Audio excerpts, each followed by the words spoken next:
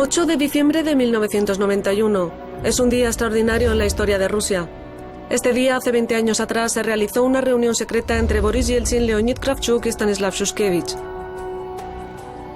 Eran los líderes de las antiguas repúblicas soviéticas de Rusia, Ucrania y Bielorrusia. En los últimos momentos de vida del Imperio Soviético, los tres anunciaron que un estado en el mapa mundial conocido como URSS había dejado de existir.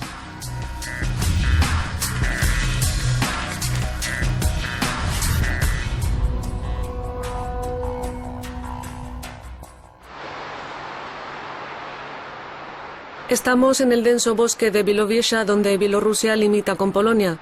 En los tiempos soviéticos la gente venía aquí de excursión de toda la Unión Soviética. Vadim Bitsan, un periodista bielorruso de televisión, fue el único afortunado que pudo sacar fotos en el momento de la firma de los documentos que pasaron a la historia como los tratados de Bielorrusia.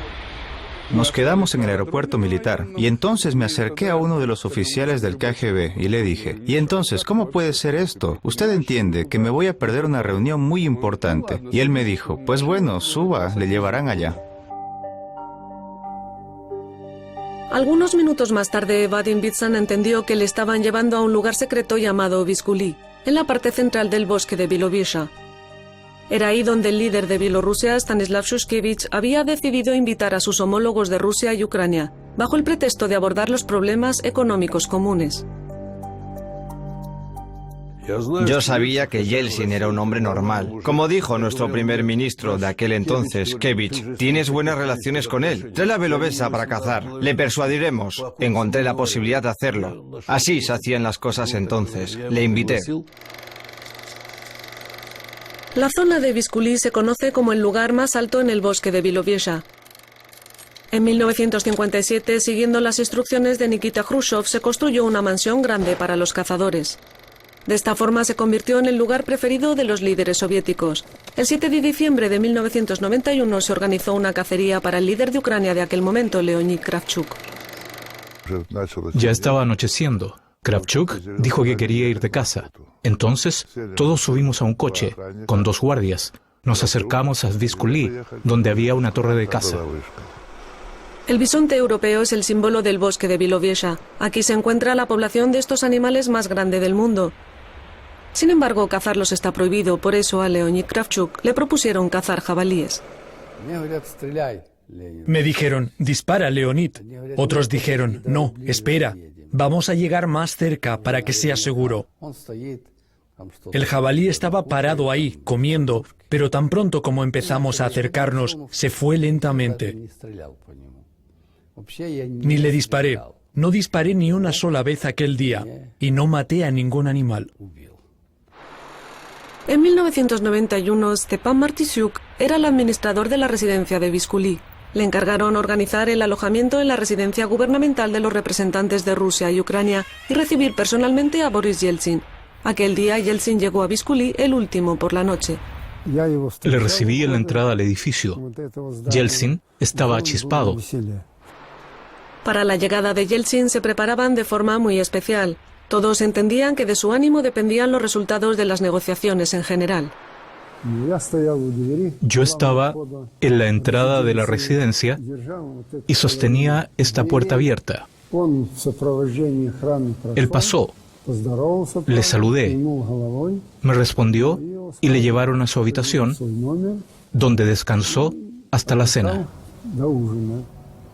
El veredicto de la Unión Soviética fue pronunciado la misma noche mientras cenaban juntos. En la planta baja, al lado de la sala de recepciones, había una sala para cócteles. Todos se reunieron en esta sala a las 8 de la noche. Cenaron hasta las 11 y después todos se retiraron a sus habitaciones. Cenamos. Sí, tomamos vodka, algunos tragos, pero no vi a nadie borracho. Cada uno tomó lo que pudo. Terminamos la cena y aquellos que querían se dirigieron al sauna. Stanislav Shushkevich todavía guarda una caricatura en su casa dedicada a aquel cóctel y los siguientes eventos en Vizhuli. Esta caricatura muestra la atmósfera de aquellos tiempos. Es una analogía muy buena. Durante un descanso, los cazadores intercambian opiniones que no siempre son las mismas. Pues me parece que el autor la dibujó con un buen sentido del humor. La mayoría de aquellos a los cuales su trabajo les llevó a Biscuit entendieron que aquí no solo se hablaría de reformas económicas. ¿Cómo serán nuestras relaciones económicas? Muy buenas. Tanto económicas como las otras en todos los aspectos. Perdón, tenemos que irnos. La clave del concepto de nuestras relaciones futuras se encontró cuando logramos formular la frase inicial, que la URSS, como un sujeto de derecho internacional y una realidad geopolítica, deja de existir.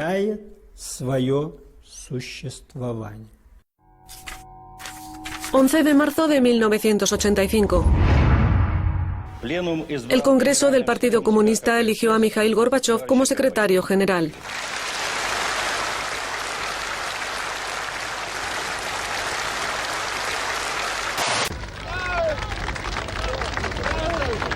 Mikhail Gorbachev fue elegido jefe de Estado. El espíritu de los cambios estaba en el aire. En el país se proclamó la perestroika. Gorbachev llegó a ser el primer líder soviético que se encontraba con la gente y hablaba con ellos directamente, sin preparar discursos de antemano. Por favor, esté más cerca de la gente. No puedo estar más cerca ya.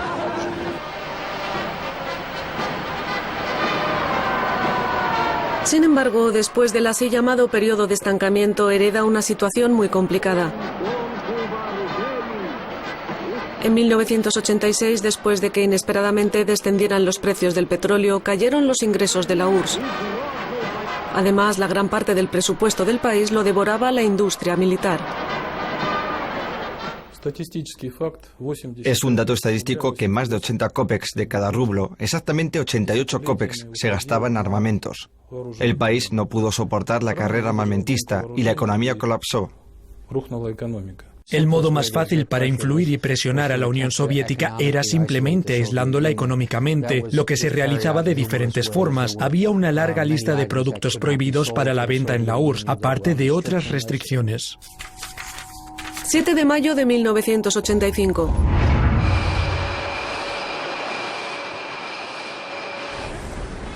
Mikhail Gorbachev empieza su campaña masiva en contra del alcohol.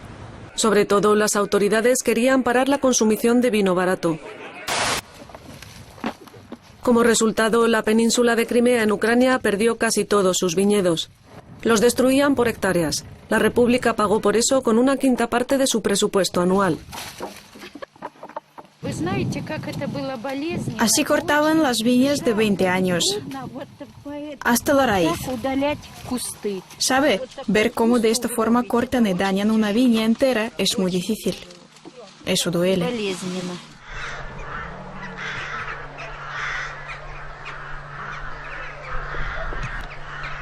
Después, el Estado admitió que la campaña contra el alcohol había sido un error. Pero aquí en Ucrania muchas personas hasta ahora no se lo pueden perdonar a Gorbachev. La caída de la Unión Soviética llevó a mucha gente a la pobreza y al paro. La gente mayor acogió las reformas sin mucho entusiasmo. No guardo rencor, pero igual algo desagradable quedó en el alma. Nos engañaron, nos prometieron todo y no nos dieron nada.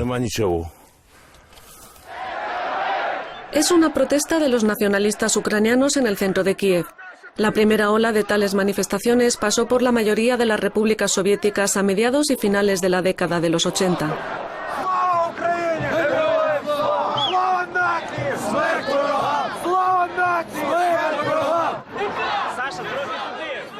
En una rara secuencia de eventos, los funcionarios partidistas de aquel entonces se unieron a los nacionalistas declarando que la URSS era la prisión de los pueblos. Los que ayer gritaban defendiendo la ideología de la URSS hoy resultaban ser los principales críticos del sistema.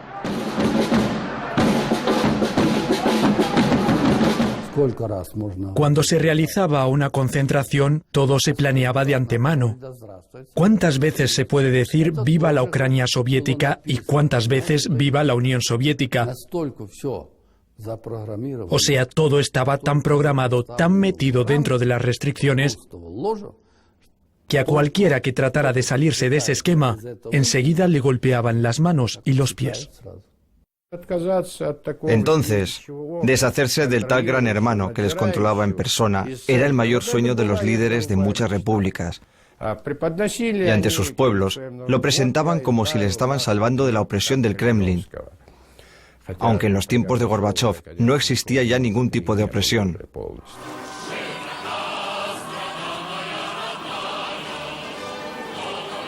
Este tipo de tomas durante años y años ilustraron los lemas de amistad y prosperidad de todas las repúblicas. Al pueblo soviético le prometieron que muy pronto volverían al régimen comunista.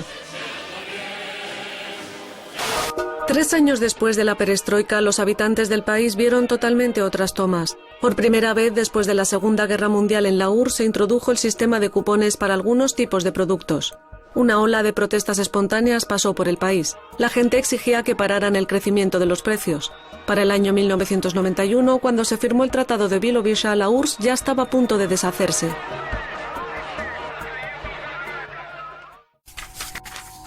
...7 de diciembre de 1991.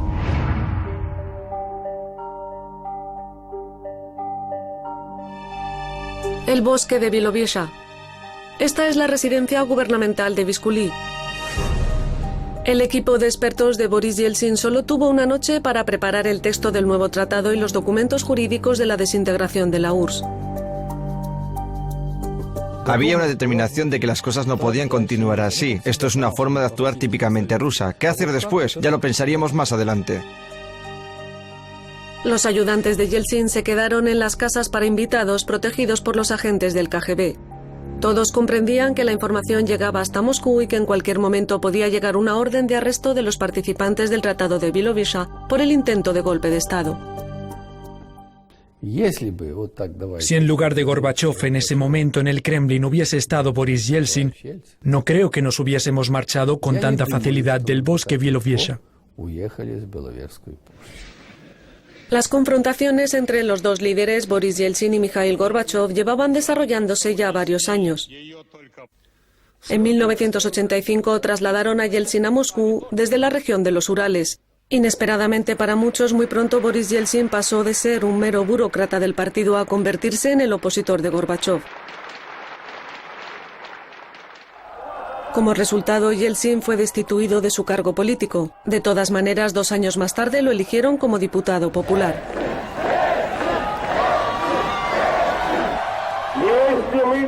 Si permitimos que el autoritarismo de la dirigencia del Partido Comunista de la Unión Soviética continúe como en las décadas anteriores, no podremos avanzar. Al contrario, seguiremos atrapados en el pantano del que solo ahora empezamos a salir.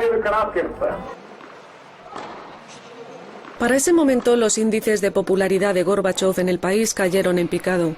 Yeltsin, sin embargo, estaba reuniendo un nuevo equipo, comenzando a jugar con sus propias reglas y pasión deportiva.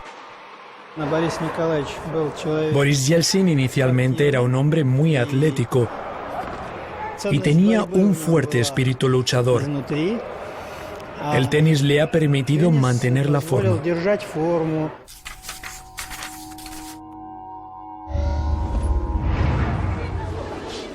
El 17 de marzo de 1991 se llevó a cabo un referéndum en el que Yeltsin salió elegido presidente de Rusia.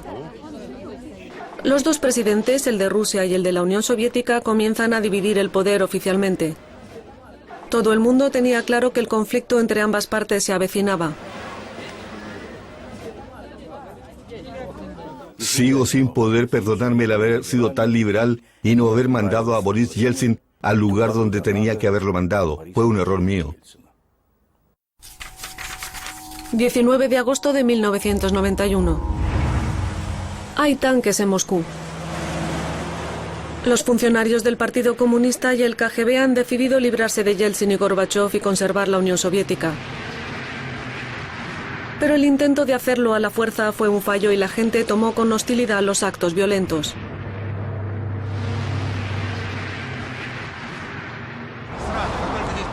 La gente agarraba y arrastraba todo lo que estaba a su alcance. El trolebús se detuvo allí. El conductor salió y bajó las astas del trolebús y lo dejó cerrando la calle. La barricada se encontraba allá. Bloqueaba todas las entradas del edificio. Ucrania, Crimea. La residencia de Mikhail Gorbachov en Foros se convirtió en su prisión durante 3 días. Entre los conspiradores había altos rangos del KGB que se encargaban de vigilar a Gorbachov. No tengo ni idea de qué hubiera ocurrido si Gorbachov hubiese tratado de escapar de la residencia con la ayuda de alguien, pero estoy seguro de que hubiese tenido que afrontar serias consecuencias. Como consecuencia, el presidente de la URSS fue aislado del resto del mundo. Todo lo que podía hacer era grabar un pequeño mensaje con una cámara de vídeo. Se ha producido un golpe de Estado. Este acto anticonstitucional está basado en una tremenda mentira. Por supuesto que también pensé que no solo mi familia, sino también el pueblo saldría perjudicado, que era inevitable que se derramara sangre, sobre todo en un país tan grande como el nuestro. El pueblo se pone en marcha lentamente, pero una vez que lo ha hecho, es difícil detenerlo. A diferencia de Gorbachov, el presidente de Rusia, Boris Yeltsin, era mucho más resuelto y decidido. Consiguió llegar hasta la Casa Blanca y se convirtió en el centro de los noticiarios durante 3 días. Declaramos ilegales todas las decisiones y declaraciones del Comité de Emergencia. A diferencia de Yeltsin, los organizadores del golpe eran extremadamente inconvincentes. En una rueda de prensa, ya tras la primera pregunta de la periodista Tatiana Malkina acerca del acontecimiento, el líder del golpe, Gennady Yanayev, denotaba un nerviosismo que le hacía temblar las manos. Se veían demacrados, casi sin vida. Eran terriblemente inconvincentes. Era como si les hubiesen esparcido ceniza por encima. Tenían los rostros grises y la mirada evasiva. Su apariencia era de personas que habían perdido una batalla recién comenzada. El golpe de Estado finalmente fracasó. Las unidades especiales del KGB se negaron a irrumpir en la Casa Blanca y los tanques del ejército fueron finalmente retirados de la capital. Muchas personas sintieron que estaban esculpiendo la historia con sus propias manos. El brillante futuro sobre que los comunistas habían estado hablando durante 70 años por fin se hizo posible. Podíamos construirlo con nuestras propias manos. Estábamos acostumbrados al hecho de que el Estado era omnipotente, que podía romper o destruir a quien fuera. Pero esta vez nada ocurrió. La gente se levantó como un muro. Dijimos, no, ya basta. Mikhail Gorbachov era un hombre diferente cuando volvió de su cautiverio en Crimea. Su autoconfianza se había debilitado. Las personas deben saberlo. El mundo entero debe saber que ha habido una conspiración y lo que tramaban los conspiradores y lo que querían conseguir de mí, nunca lo consiguieron. Lo contaré algún día. Tan solo unos días más tarde, Boris Yeltsin interrumpió su discurso en el Parlamento, demostrando quién estaba ahora a cargo de todo.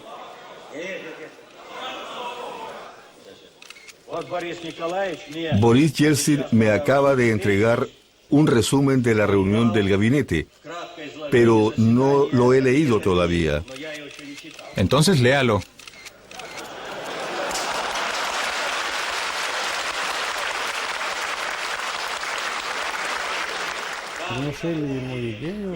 Le convencieron de que la única forma de que entrara al Kremlin era derribando la Unión Soviética.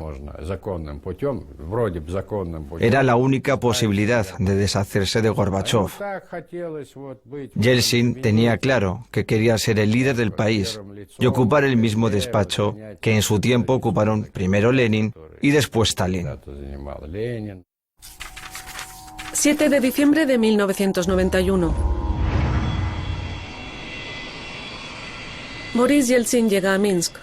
El propósito de su visita es entablar relaciones económicas entre dos repúblicas, Rusia y Bielorrusia, que todavía formaban parte de la Unión Soviética. Creo que a Rusia y Bielorrusia les une una amistad de cientos de años. Durante décadas hemos tenido la idea artificial de que una nación era el hermano mayor y otras eran los hermanos pequeños. Pero ese tiempo ya pasó. En ese momento, las dos partes toman la decisión de invitar al líder ucraniano a hablar por primera vez sobre un futuro conjunto sin tener en cuenta a Gorbachov. Sí, por supuesto que se trataba de hablar sin Gorbachov.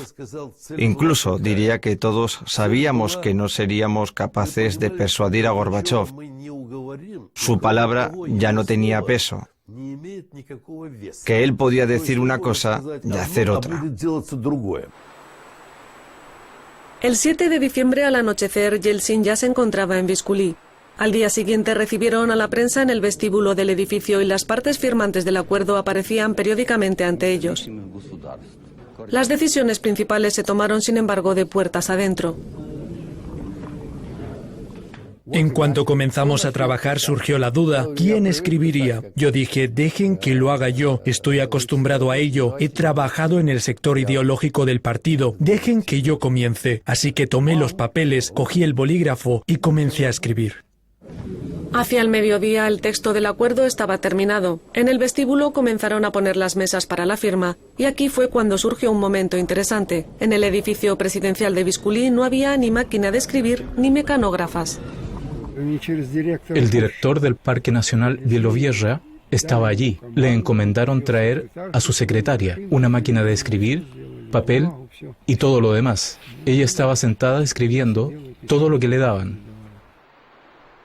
¿Se da cuenta de qué tipo de documentos debe escribir hoy? Sí, me doy cuenta. ¿Cómo no iba a entenderlo? ¿Te sientes orgullosa de ello? Claro que estoy orgullosa. Le llevó su tiempo teclear el texto con un solo dedo. Lo comprendo, decía, pero dudo que comprendiese el significado de lo que realmente estaba ocurriendo allí. Más tarde se daría cuenta del tipo de historia en que se había metido y que debía morderse la lengua. A las 2 de la tarde del 8 de diciembre, los líderes de Rusia, Ucrania y Bielorrusia habían firmado el acuerdo sobre la disolución de la Unión Soviética y la creación de la Comunidad de Estados Independientes.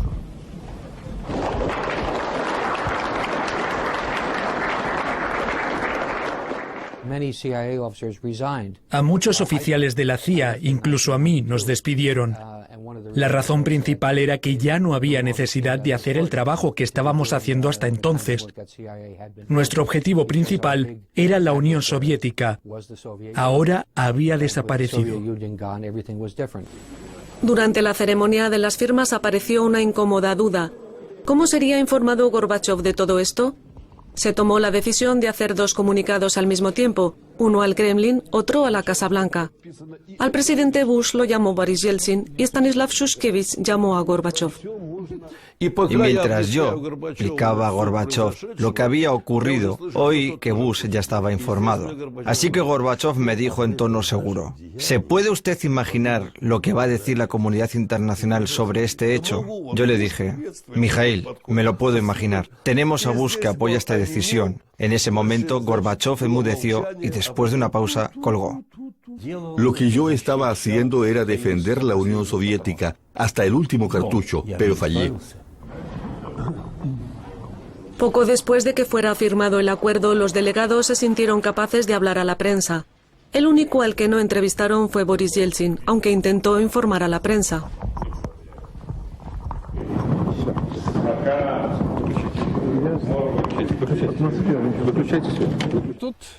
Ahí estaba Yeltsin, algo acalorado, que decía, déjenme hablar a mí también. Nosotros estábamos dispuestos a grabar, pero Korzhakov, el jefe de seguridad de Yeltsin, tapó la cámara con la mano y pidió que no se grabara nada. Y añadió, les advierto que si aparece publicada alguna imagen comprometedora de Boris Yeltsin, tendrán que vérselas conmigo. Y nos mostró su pistola. Los empleados de la residencia de Visculí permanecieron ahí otras 24 horas para poner todo en orden. El encargado, Stepan Martisyuk, volvió a casa deprimido. En general, era todo muy doloroso. Ya podíamos sentir que la desintegración de la Unión Soviética fue un verdadero golpe del destino. Reinaba la incertidumbre y el miedo. Stepan Martisyuk y sus colegas vieron el final de esta historia en las pantallas de televisión en menos de un mes, cuando la bandera de la Unión Soviética desapareció del Kremlin. Los acontecimientos que se vieron en la televisión durante la década siguiente resultaron ser más inquietantes.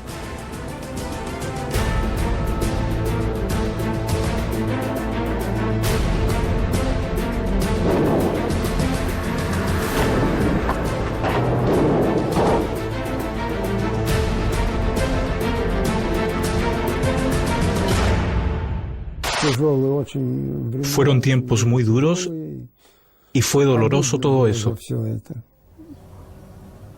Hoy en día la mayoría de los empleados de la residencia de Visculí que fueron testigos de todos aquellos acontecimientos están retirados. Cazar en la reserva de los bosques de Bilowieza ya no está reservado a la élite. Cazadores de diferentes países vienen aquí y la mayoría de ellos ignoran el hecho de que en este lugar, hace 20 años y en menos de 24 horas, se decidió el destino de la Unión Soviética. Era una información completamente nueva cuando vine aquí. Sabía lo que había ocurrido, pero no sabía que fue en este país y en este lugar. ¿Qué ocurrió realmente en el bosque de Bilowieza en diciembre de 1991? ¿Fue el comienzo de un nuevo juego con nuevas reglas o un disparo por la espalda al decadente imperio? Las discusiones sobre esto no han cesado en los últimos 20 años.